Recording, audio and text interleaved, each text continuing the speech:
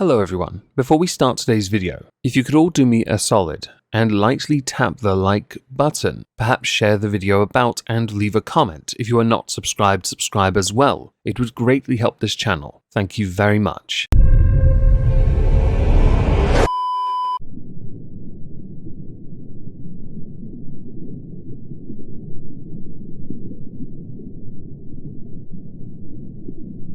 Well, isn't this just fantastic?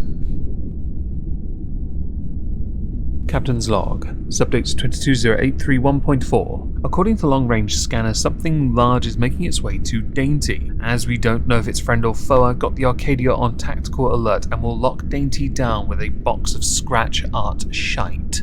Hello everyone, welcome to the Halls of Injustice. Today we welcome inmate number 140 to the ISO cubes. Inmate number 140's name is Matthew Hapgood, and he's been arrested for a rather basic crime, but because of something else he did on top of it, it makes it more fascinating, especially when additional sources, not that many of the articles are that long in the first place, provide rather interesting insight as to how that particular incident is treated in other countries. Matthew Hapgood's convictions, though, go back quite a long way. In fact, for 83 offences, he has 31 previous convictions. Most of them are related to drug or alcohol addiction, which for the majority of his life has been a problem. This valuable bit of context does provide us with suitable knowledge about the type of man Matthew Hapgood is, because he's one that has truly given in to those vices and not gotten the help, or been able to get the help, or to control the urges that has taken him down this path for such a long period of time.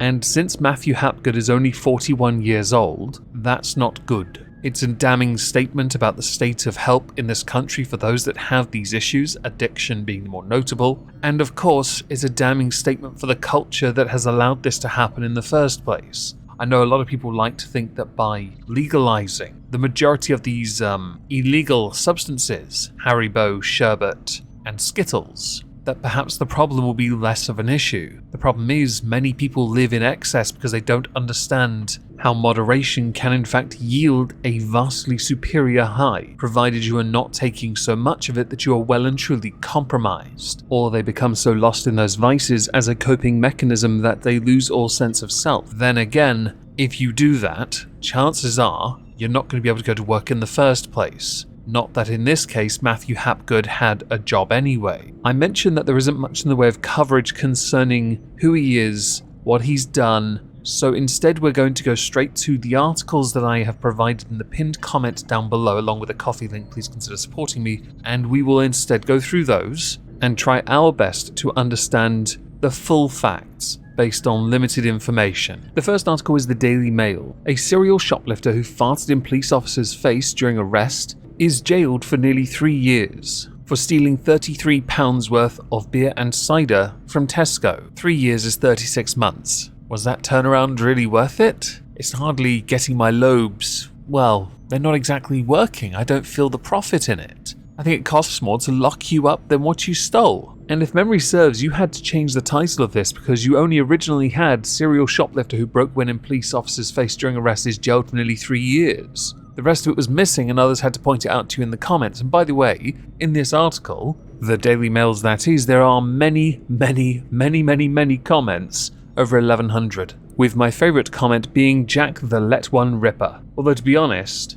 others did also point out the misuse of the title, and others also pointed out this issue when it came to his sentence. 34 months, 36. Risk versus £33 payout, that's less than £1 a month. That is a terrible risk-reward profile, especially over beer and cider. If you're going to rob Tesco, at least get something decent, like the doors to the building, because everything inside is utter shite. But that's typical of British supermarkets. The flatulence thing fascinated me, I'm not going to lie, because I had wondered if there was any law against it. Anything that would, in turn, perhaps get someone into a bit of trouble. And that's where other articles later on will come into it, because it turns out in other countries that is considered a form of assault. Matthew Hapgood broke wind in the officer's face during the course of that arrest on March the 21st. Hapgood pled guilty to robbery, shoplifting, possession of a bladed article, and criminal damage at Oxford Crown Court. The first 2 charges, not so bothered by, because meh.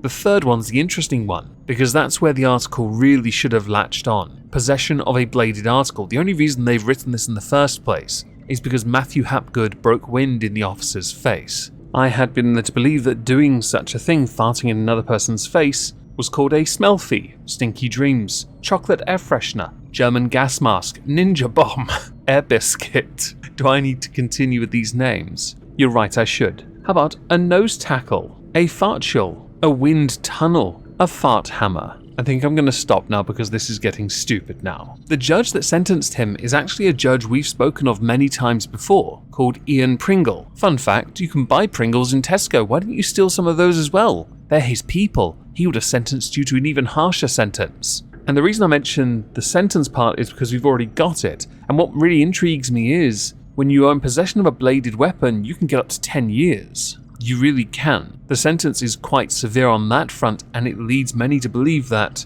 the others aren't as important. But they are important. Shoplifting is unacceptable. I can fully get the point of hard times. I really can. And certainly when addicted, one is compromised. They're not seeing straight, nor they're seeing sense. And if addicted for a very long period of time, you're going to especially struggle to not break the law. However, we at the ISO Cubes don't care. We are very strict on our sentencing, and we will abide the courts on this one. Ian Pringle had sentenced him to 34 months in prison, so just under 3 years, which means that the title, which was also changed originally, was incorrect because it had stated 3 years. 36 months is 3 years, 34 is not. The second article does reference most of this, but has a couple other details that aren't in this article. Speaking with Hapgood directly, Judge Ian Pringle QC said, "You have a lengthy history, no less than 31 previous convictions for 83 offences, all really to do with the drug or alcohol addiction, which has been with you for most of your adult life." Now this was in the article. The next paragraph was not. Hapgood's lawyer, Ronan McCann, concurred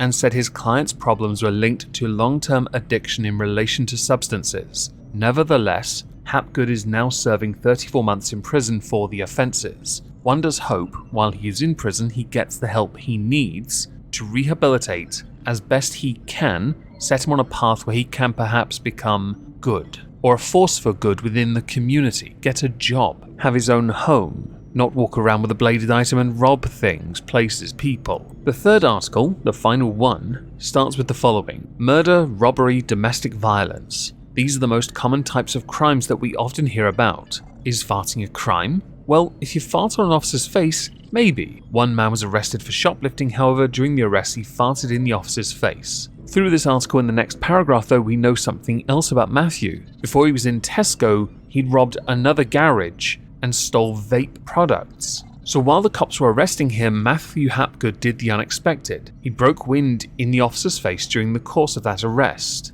And this is now nearer the end of the article, where we find out how other places handle this. Another similar incident happened in Vienna. A man was fined for offending public decency by farting provocatively at the police in June 2020. The man was, understandably, reluctant to pay the fine and decided to challenge it in court, with the man stating that farting was just a biological process. Fortunately for that man, the fine was then reduced, but the court stated that farting was a form of expression that transcends the boundaries of decency. The amount of times I walk past old people who have stood up off their mobility scooters to fart is astonishing. Now I know that if I'm in the right country, I can get them for offending public decency. I'm okay with this. Can we bring this into law, please? I want to arrest some grannies who need to control themselves a bit better. I can't be the only person that thinks, just because you might not have thought that was a joke, that this is ridiculous on the face of it.